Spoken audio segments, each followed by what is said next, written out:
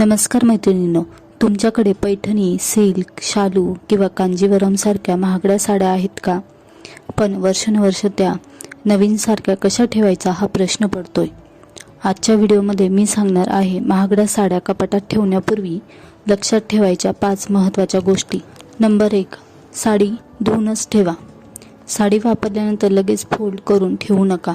घाम, परफ्यूम किंवा डाग असल्यास ते कापड खराब करू शकतात.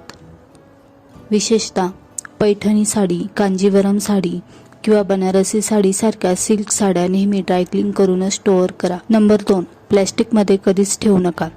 बऱ्याच जणी प्लॅस्टिक कव्हरमध्ये साडी ठेवतात, पण हे चुकीचं आहे. प्लॅस्टिकमुळे ओलावा अडकतो आणि साडीवर बुरशी येऊ शकते.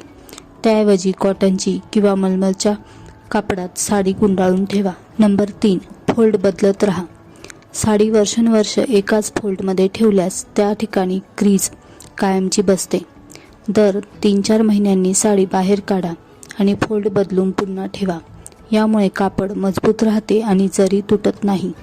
नंबर 4, नीम पाने किंवा लवंग वापरा.